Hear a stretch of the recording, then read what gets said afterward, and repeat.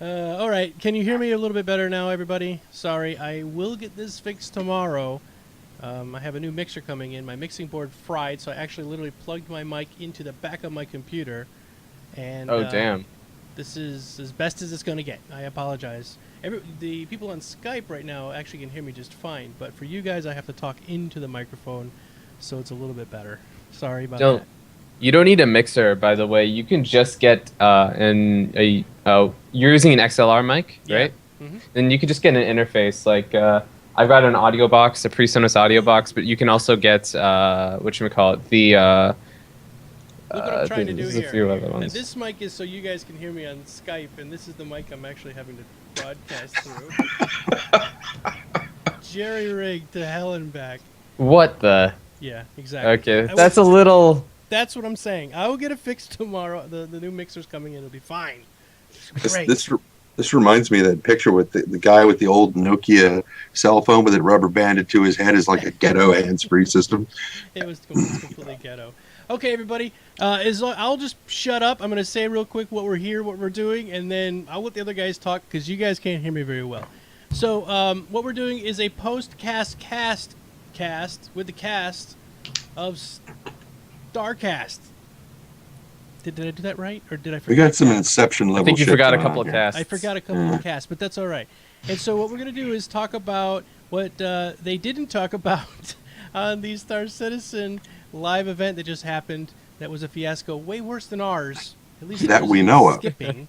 They may have talked about it, and we just didn't hear it. Exactly. And unfortunately, they didn't consult any of us for how to stream. They just kind of went with their own thing. They wingmanned it, and that's what happened. Yep. For those watching tomorrow, you're going to watch the whole thing. You're like, I don't know what everyone's bitching about. But for tonight, it was absolutely horrible. Yeah, we Alright. couldn't even watch the entire thing. So go ahead amongst yourselves. I'll just nod a lot. Well, that 40-minute live stream took a good 2.5 hours out of my life. But I think still the most interesting thing that I saw on the live stream was definitely the organizations, the way that they handled it, the way that they had all the dynamics set up. I mean, it just blew me away right there. Yeah. I guess they can hear me now. Okay. Oh, yeah, it was quite frustrating. As a regular streamer, my Geekdomo channel here is pretty new, but I have been streaming for several years now. And I will tell you, as a streamer, you do not use YouTube streaming under any circumstances unless Google themselves have given you Google Fiber. Now, here's the ironic part.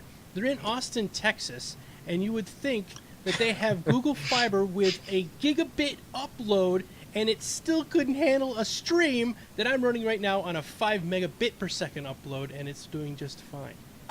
So they need to Especially at a convention. At a convention. You know, specifically for this thing, in a venue that should be able to handle it anyway. And why didn't they test it? I mean, this is downright SimCity level shit right here. Oh, yeah. Why the hell was it not tested? If it's that important, I mean, this is... Okay, here comes my rant. I'll get it out of the way. Yeah, go. Open it, Dane. Go. Unlock the missile silo and let it rip. Susie 9mm. The biggest problem I have with this is that there is no reason that a company as dedicated to being so transparent with their user base and communicating so heavily with their user base, there's no reason this should have happened. It should have been tested first. And if anyone at that company says it's okay, it'll be fine on the YouTube stream tomorrow, you do not get to hype an event like this to the extreme that you did for this, to get everybody into the live stream and then have this be the level of shit that you shovel on top of everybody. Absolutely horrible. It makes the company look like they don't give a fuck. Yeah. You know, if you were going to do it like this, just don't even stream it. Just record it and put it on YouTube. It looks thousands of times better than what we were given now. Yeah, exactly. Okay. Yeah. I've said my piece. There we go. Go ahead. I'm done. He's slept over there. God, don't even start me. It's okay. Go ahead. Yes, I totally get where you're coming from And you know, everyone keeps throwing around these numbers like we gave them 21 million, they can't even stream. Well, you got to realize it's not that money didn't necessarily go to just streaming. Right. 21 million for better streaming. Yes. Yes. Hey, look, I'll say it right now. I'll forgo the 22 million stretch goal of Infinite Realities just for them to be able to stream. Mm-hmm. But that's the unfortunate part. They are in Austin, Texas, one of the only 2 places in the country that have Google Fiber, which is a 1,000 up and 1,000 down, which is crazy fast. I mean, you could run a server farm with that kind of speed, and they couldn't do a stream. So somebody somewhere didn't know what they were doing with streaming, like how to set it up, how to make it work, whatever.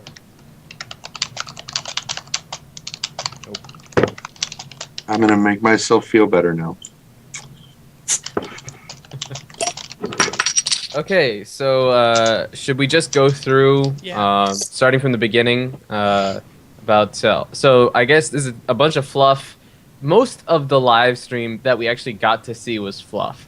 So the beginning was just their little thing, and then they had a spiel about how they were developing the economy, which they didn't really give us any new information in that part.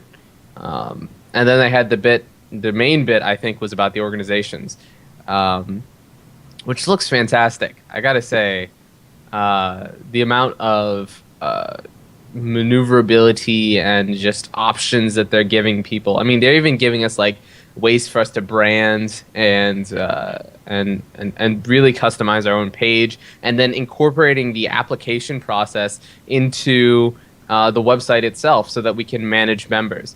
And then having all of that stuff transfer into the game. I mean, that's pretty impressive stuff. It's huge. I'll try to find a clip to show, but the clips are really bad, everybody. They stutter every few seconds, so I'll try to dig something up here real quick. Well, in the meantime, who in the chat was excited when they saw the freaking Retaliator? Ooh, okay. Oh, We can go talk about that. I do have footage of that. So yeah, there's 2 new ships that they did release, but they never mentioned them. I think it was probably somewhere in the cast. Here's what I think happened. I think the cast was so far behind and lagged out so badly that the show was over. And we were all watching stuff that had happened like 30, 40 minutes ago, and by the time they go, oh yeah, let's turn the switch off, they didn't realize that it was that far back. So, so yeah, let's check out the Retaliator. What we got here? Pretty sexy, huh? $250. Yes, sir. Anybody want Looks to go over good. the specs or what they think about it? It looks a little bit like a constellation, doesn't it? it is around the same size as a Constellation. It has 5 TR5 thrusters instead of the Constellation's TR6s, but we believe that it'll be almost as fast as a Constellation itself. However, the truly impressive part is the Tier 5 hard points that you could fit on it. Yes. 12 That's going to be Tier awesome. 5 turret hard points. This thing is going to be loaded. My Yes. God, You this think thing's it'll going be to pack glass a cannon, punch. Or is it going to be? It's going to be Oh, like no. a B-52 bomber with a lot of different guns all over it. I mean, it's going to be like a super Porcupine. fortress. Yeah, yeah, Super Fortress. Yeah. Yeah.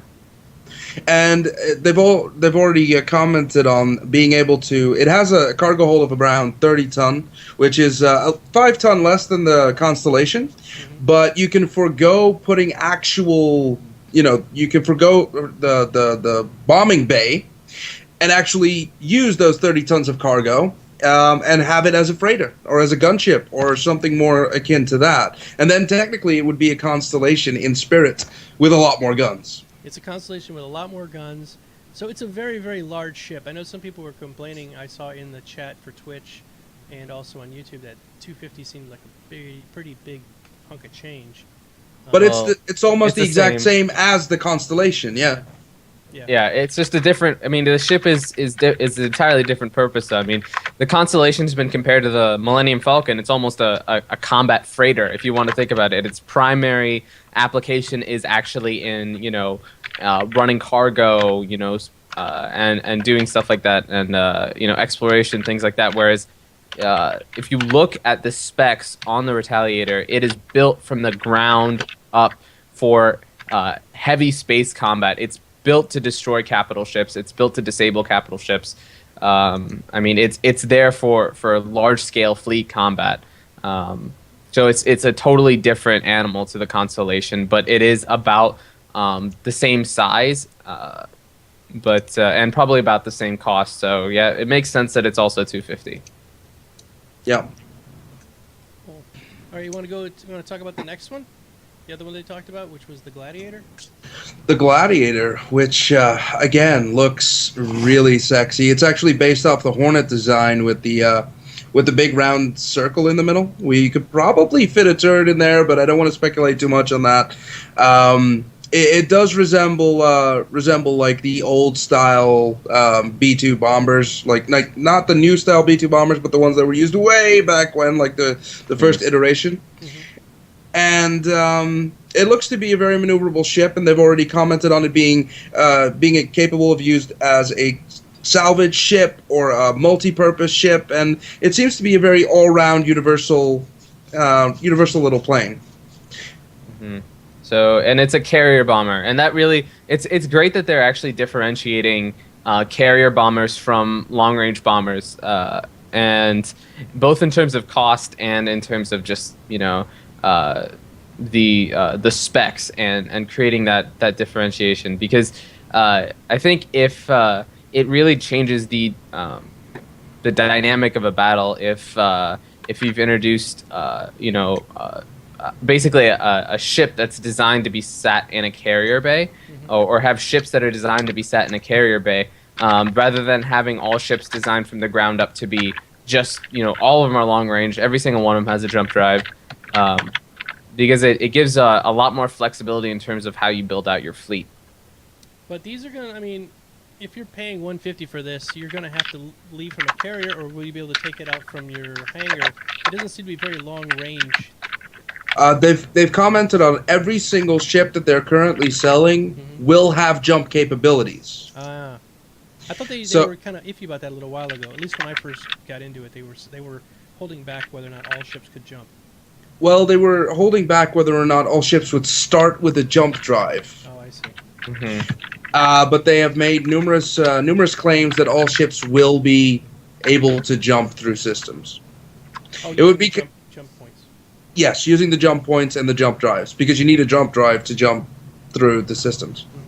Right. This is nice in that it's small enough to fit in a carrier, and if you want to take out the jump drive and give it maybe better engines, more thrust capability, better maneuverability, then you can, because if you expect that it's just going to sit in a carrier like, say, a P-52 would for a Constellation, then who needs a jump drive? Yeah. Exactly. Well, go ahead. We'll keep talking. I'm trying to find a good part of the video to show everybody for the guild system that we were just talking briefly about. I want to see if I can get some good video. Everything I'm getting right now is pretty beat up. Go ahead, continue. Another interesting point would be the fact that they mentioned that Idrises can hold single-seater craft. However, since the Gladiator is a dual-seater, could it hold a dual-seater? Sorry, it's small enough. Sorry, everybody, about the mic. Yeah, I know I'm low. I'll get that fixed. I'm getting a new mixer tomorrow, so unfortunately, I'm gonna have to yell. The reason why I bring it up is because the Avenger is about the same size as the Gladiator, but is only a one crew ship. So would the Gladiator fit in an Idris despite being a two crew ship? It would have to, right? They'd have to go based on dimensions. I think that probably was just an approximation, right? Where anything that's about the size of a single cruise ship, because all bombers are really going to be multi-cruise ships, if you think about it. So probably everything in that size range, in that category. But once you start getting into once you start getting into the 3-4 person cruise ships, then the size almost doubles. So yeah. All right, I'm showing some of the live stream now. Do you guys want to talk about what they were discussing with this guild structure? I think you're a little bit ahead in the thing, aren't you? No, that's the problem. It's all choppy, and I had to try to skip. So let me see if I can find a better spot. Yeah, I think you're almost on the final slide there. Okay. So yeah, for the people who are worried that their guild name might not be represented well, Your guild name now comes with a code, so there can be 5 clans called, for instance, Hero Kitty Iron Adventure, Yes. which all have a different code, so that you can still all enjoy the same name, but still be part of different guilds or corporations. Now, one of the biggest things that I pointed out early on was that when they started showing the slides for the way that the corporations are set up, is that you really get the feeling like you're looking at a presentation of a new startup company. Like, this is how we're going to structure our divisions, and this is the kind of structure we already currently have in our organization, and all these divisions are here, they work for them, and it really gave you the sense that you were looking at a structured corporation rather than, oh, you can put these member groups in this rank and that rank, and I don't really have any control over who goes where, but I suppose they all kind of fit together. And that was one of the issues that a lot of corporation or guild systems have. Like, they have a rank system, but they don't really have the flexibility of organizational charts. Mm-hmm. Yes, exactly. One of the things we were talking about, like, you could be a cult and say you want to be like Captain Stinky, and you're the main guy of the cult. Then everybody else could report directly to you, or you could have a organizational structure that, sorry if it's frozen on here, this is the way I recorded it, or it could be a organizational structure like a military structure. We have a general, commander, you have lieutenants and peons all the way down the line, and then you could also have a corporate structure, which was like a business would have. Yep, I am fast forwarding through here, and it's just frozen. This is the way we watched it tonight. So for those of us just joining us right now, we do have a lot of new people that have joined in. There was a major issue with the stream tonight from RSI, and so our Cloud Imperium, and so it was frozen for a long, long time, and then after it was frozen, it just stopped because it was so far behind it couldn't catch up. And so yeah, that's it. The window screen and pretty much all we saw most of the night. So if you didn't see the whole thing, or it was choppy for you, or just ended abruptly, it wasn't just you, it was all of us. Yep. Yep. Tradaine, would you like to comment on the lag situation again? Yes, but I won't. So basically, all we really got tonight, everybody, is we got 2 new ships that they didn't even get a chance to announce. We found them by going to the store.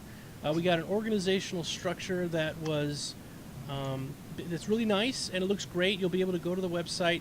You'll be able to sign up directly by clicking a link on the website and join a guild, or whatever you want to call it, an organization, a cult.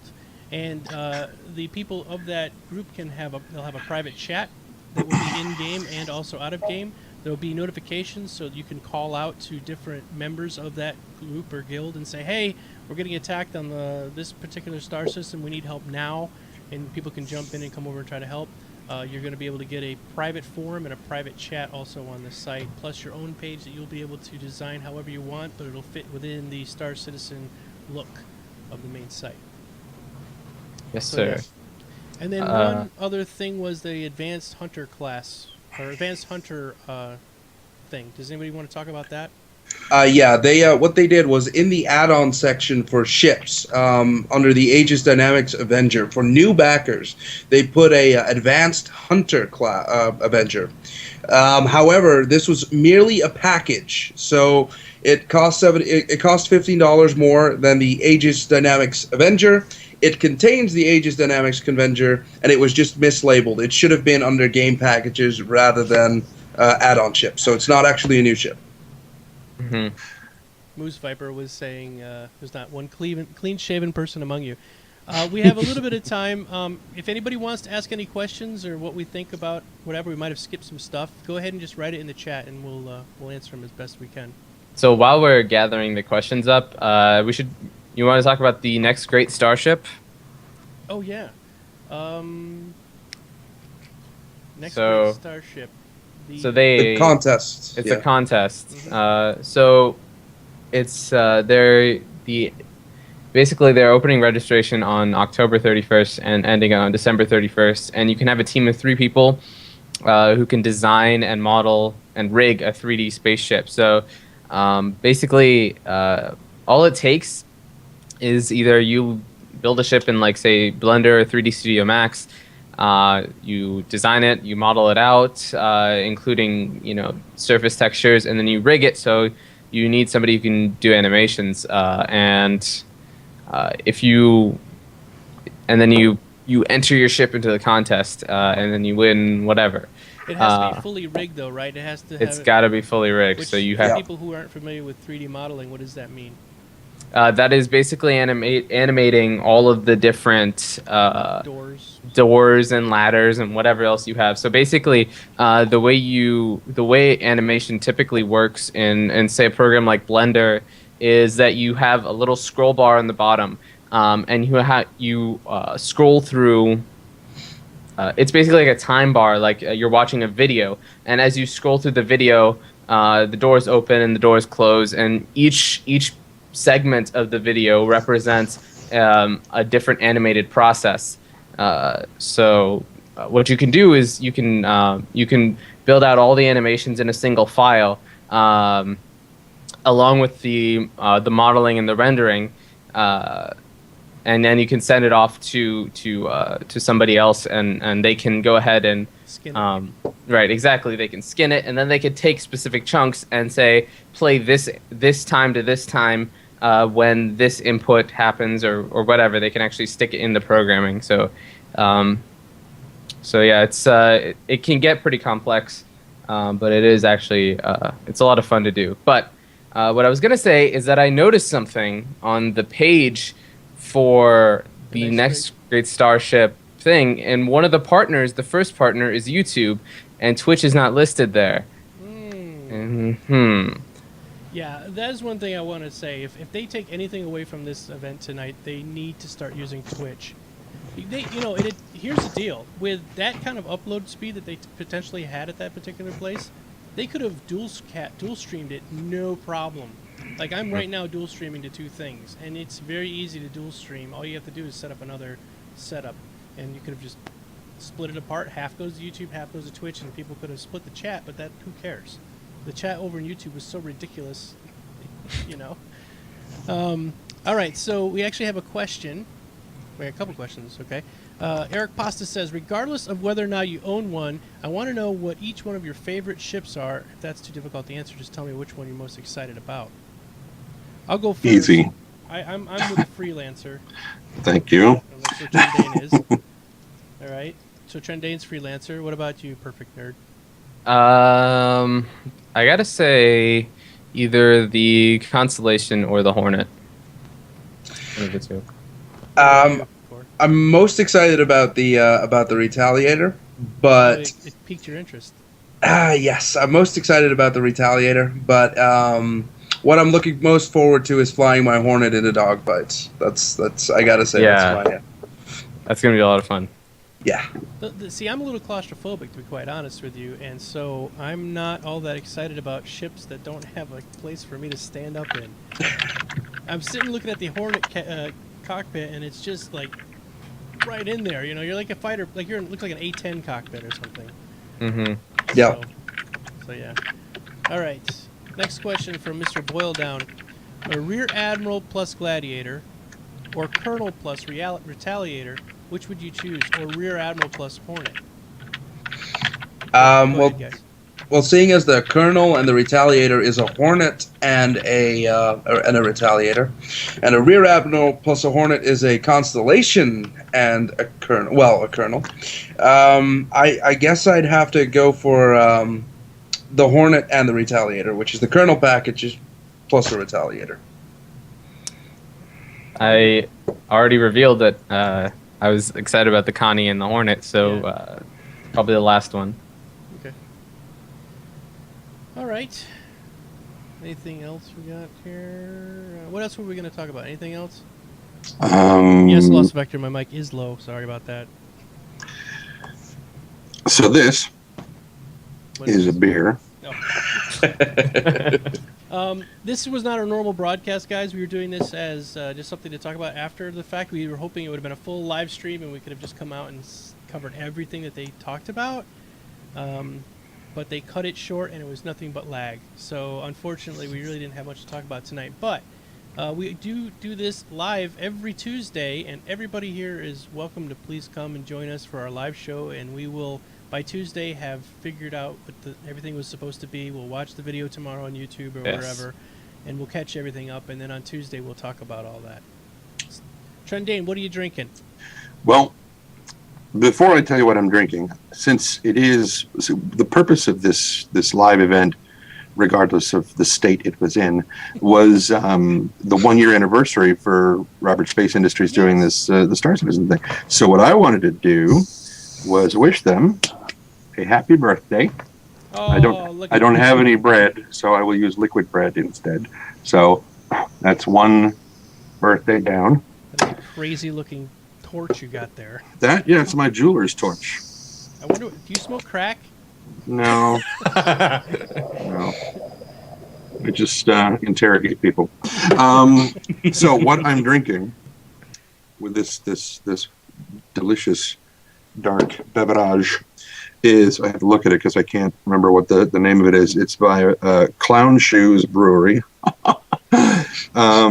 is called Blackhorn Unidragon. It is a Russian Imperial Stout.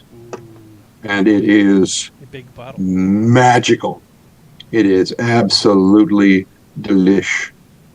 Yum. Yeah, very, very good. I am very impressed with this. We actually have a few more questions coming in. All right, good. Give you guys some time to ask some. We'll roll up here. Question from Doug: 350 or an M50? What's an M50? I thought it was a kind of firecracker. M50 is it's like a space Ferrari or something. So it just goes really fast. But the 350R is supposed to be the fastest ship you can own. And it's like a BMW. It's like a toss-up. The 350R has a little bit more firepower and might be a little bit more slower because of its mass, or a little bit slower because of its mass.